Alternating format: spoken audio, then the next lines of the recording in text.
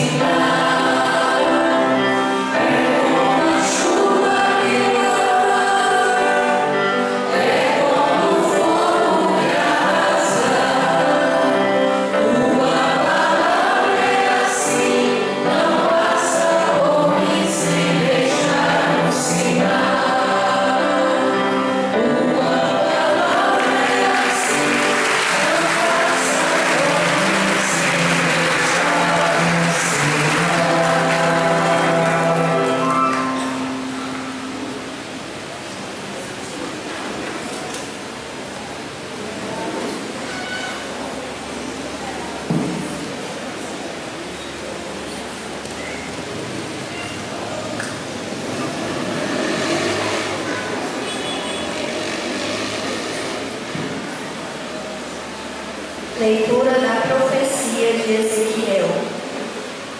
Naqueles dias, o homem fez-se voltar até a entrada do templo, e eis que saía água da sua parte subterrânea na direção leste, porque o templo estava voltado para o oriente. A água corria do lado direito do templo, a sul do altar. Ele fez-me sair pela porta que dá para o norte e fez-me dar uma volta por fora até a porta que dá para o leste, onde eu vi a água jorrando do lado direito. Então ele me disse: estas águas correm para a região oriental, descem para o vale do Jordão, desembocam nas águas salgadas do mar, e elas se tornarão saudáveis. Onde o rio chegar, todos os animais que ali se movem poderão viver.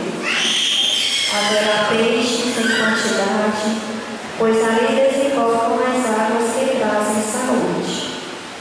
E haverá vida onde chegar o rio. Nas margens junto ao rio, de ambos os lados, crescerá toda espécie de árvores frutíferas. Suas folhas não murcharão e seus frutos jamais se acabarão. Cada mês darão novos frutos, pois as águas que banham as árvores saem do santuário. Seus frutos servirão de alimento e suas folhas serão remédio. Palavra do Senhor. Senhor.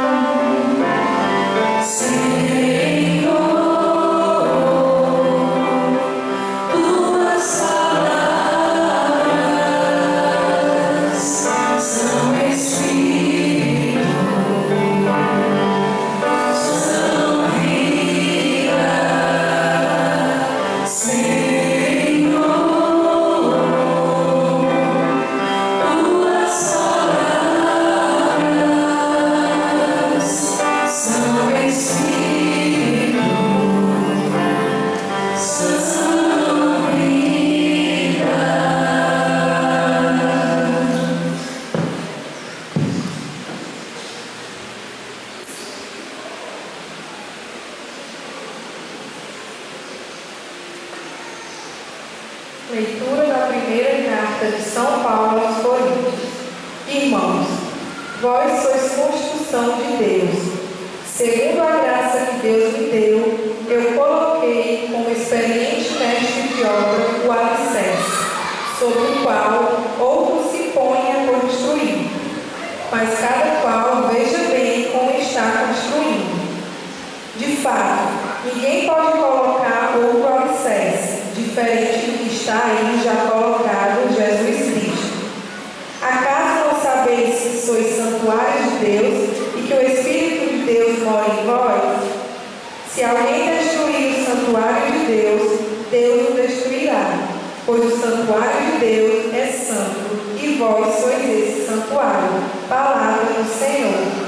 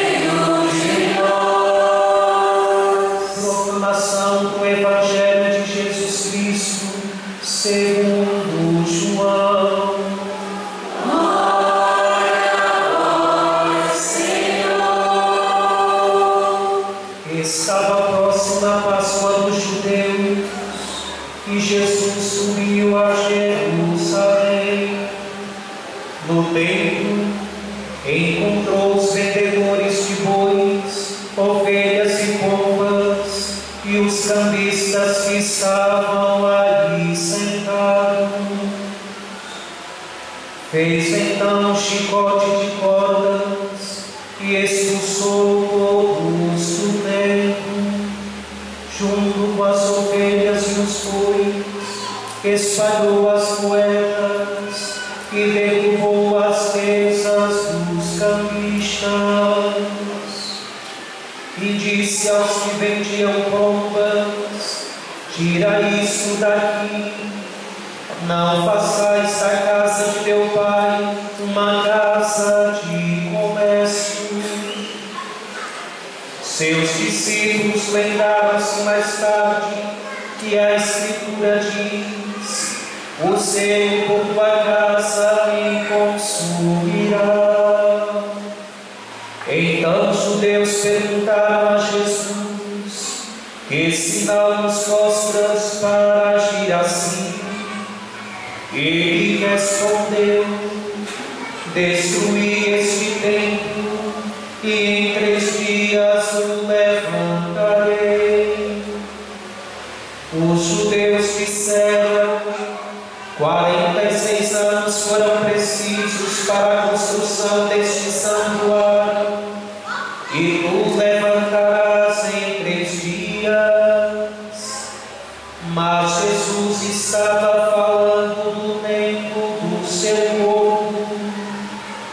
Quando Jesus ressuscitou, os discípulos lembraram-se do que ele tinha dito e acreditaram na Escritura e na palavra dele. Palavra da salvação.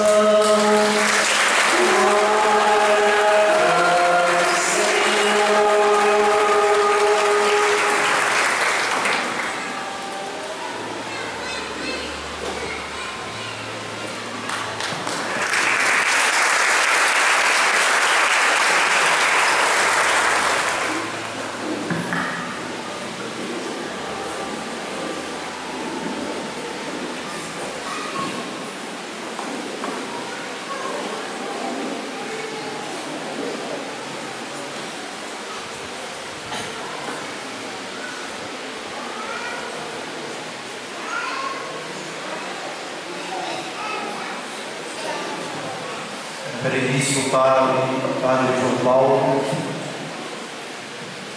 que hoje é aniversaria, que hoje celebra mais um ano de vida e que hoje tem a alegria de nos presentear com essa reforma tão bela da igreja, que merece os nossos parabéns.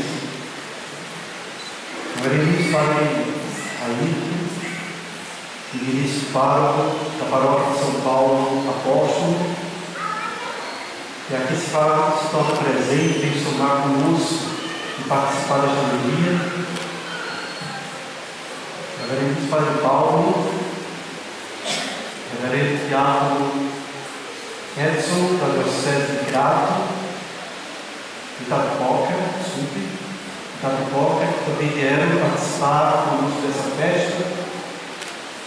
Os caríssimos seminaristas, estimadas religiosas, irmãos e irmãs em Cristo.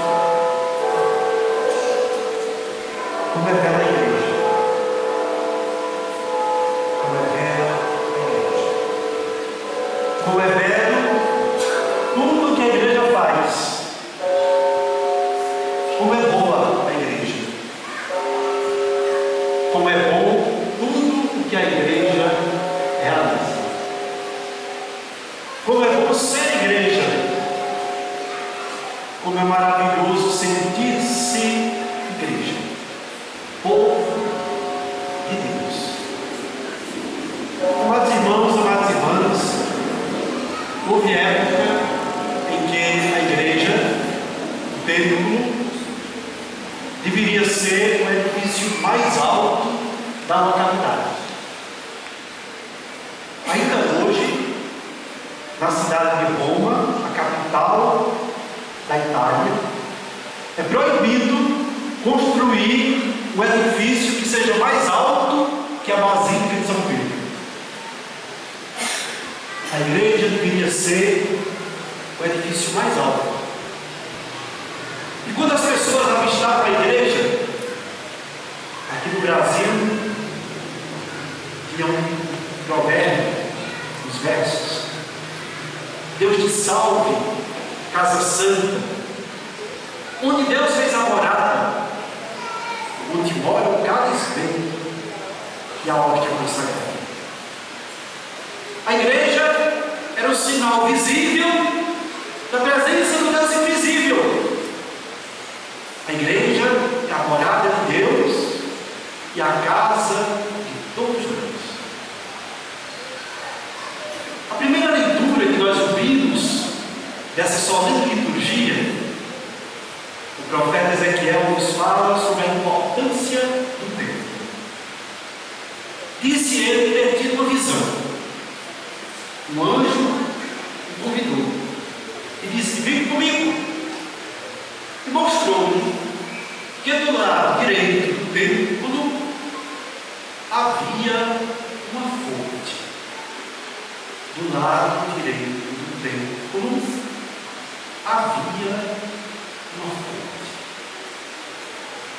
Significativo.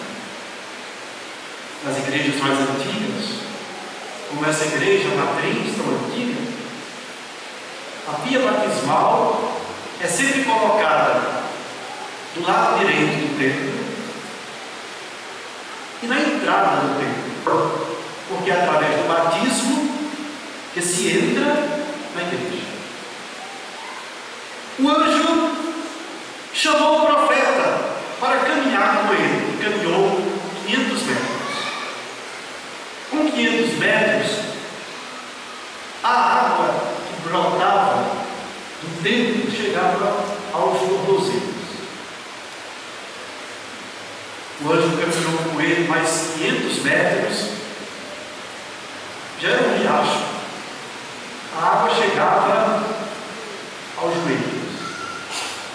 Caminhou mais 500 metros e a água chegava na cintura. Caminhou mais 500 metros e era um caudaloso que só se atravessava a nado. Depois então o anjo pediu que ele voltasse, retornasse e observasse que ao longo das margens do rio cresciam árvores cujos frutos eram saborosos e alimentavam o povo e cujas folhas serviam de remédio. Amados irmãos e irmãs, por trás dessas palavras existe um simbolismo muito grande. Tudo isso para mostrar a importância do templo, a importância da morada de Deus. Ali existe uma fonte de vida em plenitude, de vida em abundância. No raio de 2 quilômetros, aquela fonte irradia sua força. Dali brota um rio de água viva. E esse rio de água viva somos nós. Somos nós que um dia renascemos na água do batismo. Somos nós que temos a missão de irradiar a graça de Deus, a presença de Deus, a palavra de Deus, a luz de Deus. De fato, a segunda leitura que nós ouvimos da primeira carta de São Paulo aos Coríntios, São Paulo nos disse: vós sois a construção de Deus. Olha que palavra importante. Vós sois a construção de Deus.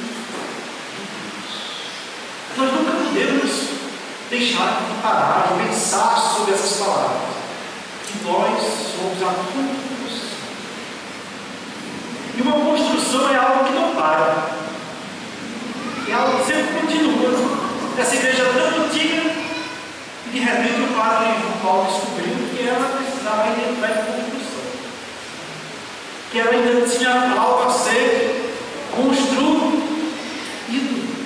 E nós todos somos seres em construção. Não é assim? Todos nós precisamos nos deixar sermos construídos pelo Espírito Santo de Deus. Ele quer nos construir. Vós sois a construção de Deus. São Pedro, aqui Jesus diz: tu és pedra, e sobre esta pedra eu edificarei a minha igreja. São Pedro disse isso: vós sois pedras vivas deste edifício espiritual que é a igreja. Importante. Todos nós somos pedras vivas. Tenhamos cuidado para jamais sermos pedras de tropeço, mas pedras de uma construção que se ajustam, cimentadas pelo amor, pela generosidade, pelo desejo de servir, pelo prazer de cuidar uns dos outros, particularmente dos mais necessitados. Por isso, São Paulo nos diz na segunda leitura que nós devemos cuidar. Primeiro, não nos esquecermos que o alicerce é Cristo. Ninguém pode colocar outro alicerce. O alicerce é Cristo. Ele é a pedra angular. Os hebreus falam do radinho. A pedra angular, a pedra que sustenta, que faz ângulo, que sustenta o edifício. Ninguém pode por outro alicerce. Agora, cada um veja como constrói. Com que constrói? Podemos construir com pedras, podemos construir com barro, com capim. Um dia será aprovada essa construção. O Evangelho nos disse que Jesus chegou no templo de Jerusalém, todo maravilhado com a beleza do templo, com as pedras magníficas que ornamentavam o templo. Jesus, desde sua infância, ele visitava o templo, junto com Maria e com José.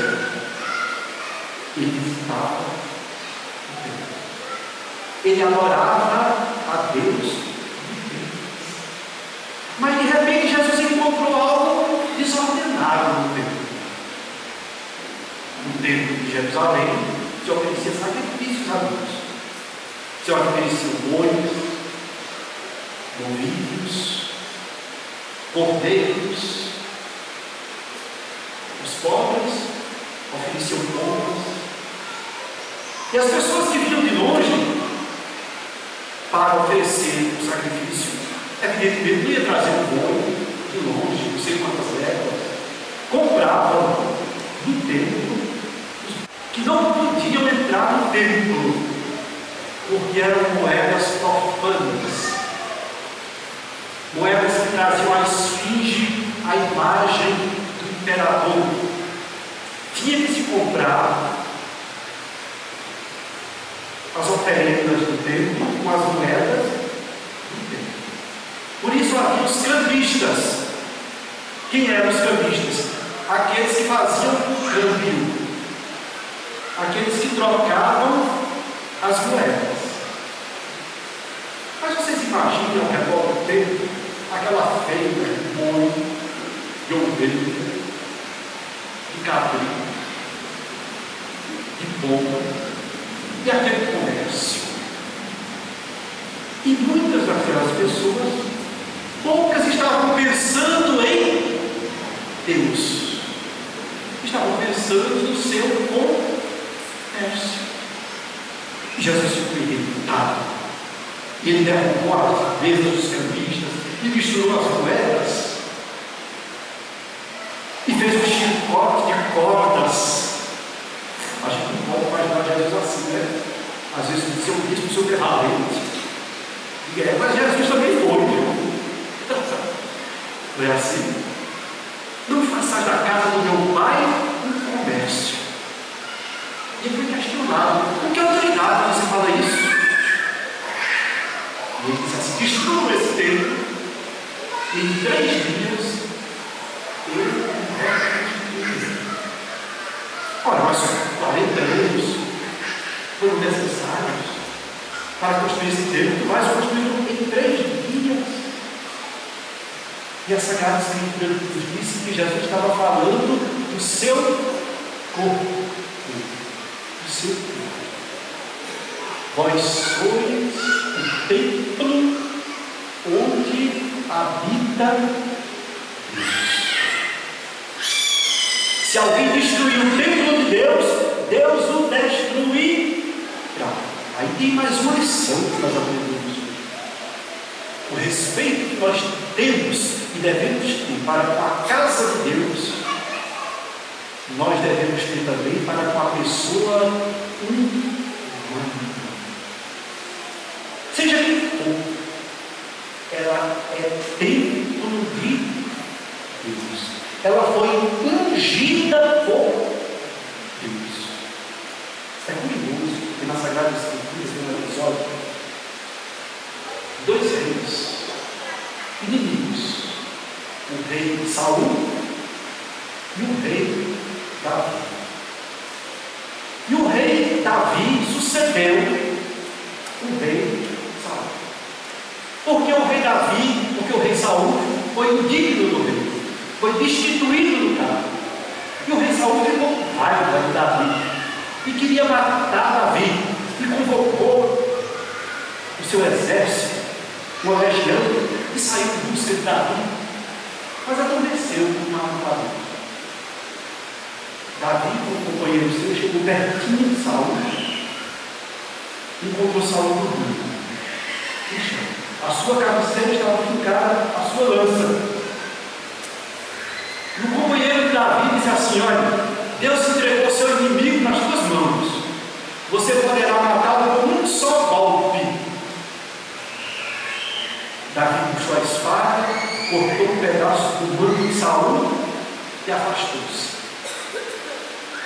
Depois gritou: Saul, Saul, Saul acordou-se, apavorado. Eu estive pertinho de ti.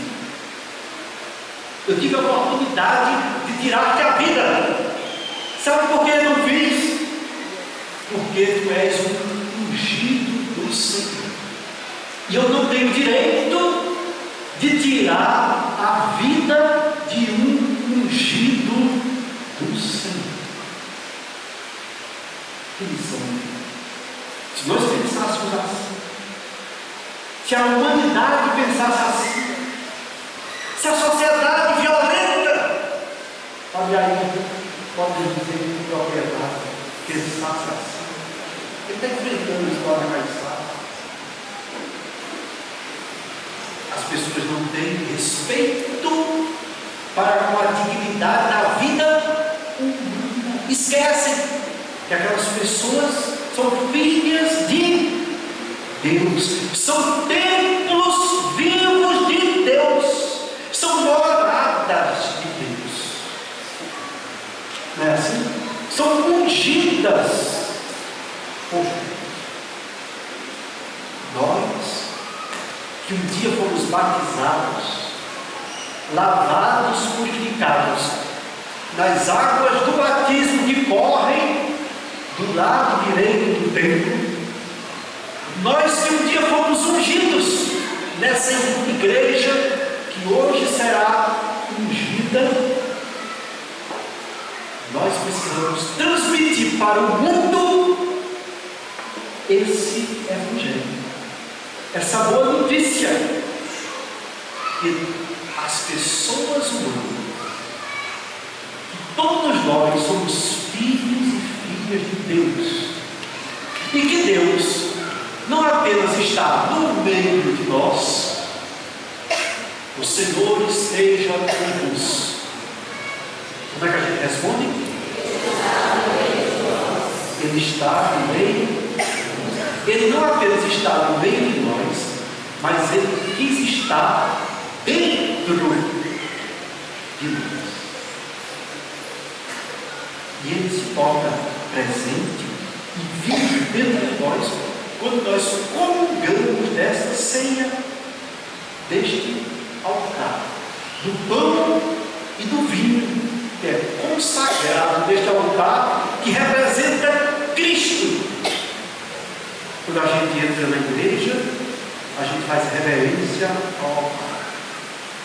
Quando o sacerdote entra na igreja, ele beija o altar, porque o altar é Cristo. Cristo é sacerdote, altar e vítima. O cordeiro. Ele é sacerdote, altar e vítima. Cordeiro de Deus, que tira o pecado do mundo, que ofereceu-se como sacrifício por toda a humanidade. Agora já não há necessidade de bois, de cardeiros, de touros, porque Cristo ofereceu-se a si próprio como sacrifício agradável a Deus. E esse sacrifício que foi oferecido no altar da cruz, ele se renova, ou ele se torna presente em cada Eucaristia que o sacerdote celebra. Fazem isto em memória de mim. Que essa liturgia, que hoje celebra 138 anos desta paróquia, que hoje celebra 32 anos de vida do nosso pároco, nos renova a todos nós, para que sejamos rios de água viva a transmitir os valores e a vida cristã. Que assim seja. Amém.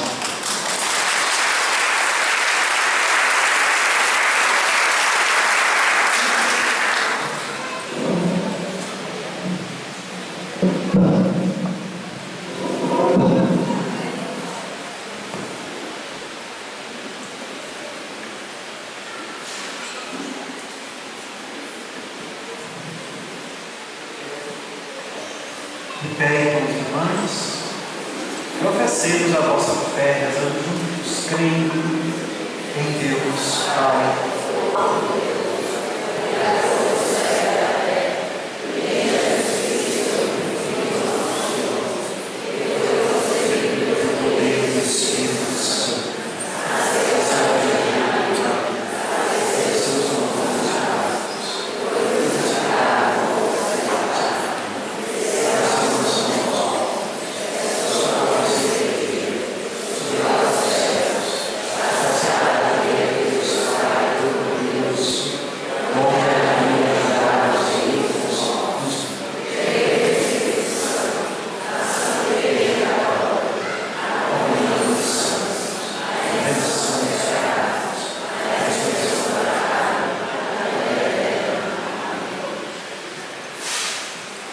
Voltados para o altar,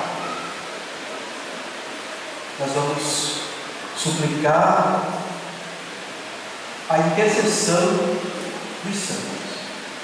Nós não podemos esquecer que a igreja é o povo de Deus. Nós somos a igreja, mas que a igreja não é apenas a gente. A igreja é a igreja militante, que somos nós. É a igreja padecente, que são os nossos irmãos que partiram desta vida e aguardam o juízo final. E a igreja triunfante, e santos e santas de Deus. Um canto que não sei se a igreja subiu, se o céu desceu, mas que está cheio de anjos de Deus. É assim? É isso mesmo. Nós estamos unidos, a igreja toda, inclusive a igreja triunfante. E voltados para o altar, nós vamos pedir a intercessão dos santos, para que nos santifiquem, para que os sacramentos que aqui recebemos nos santifiquem e nos façam crescer nessa construção no caminho da santidade. Meus irmãos e minhas irmãs, oremos a Deus Pai Todo-Poderoso, que nos corações dos fiéis faz templos espirituais para si e venha a súplica fraterna dos santos unir-se às nossas vidas.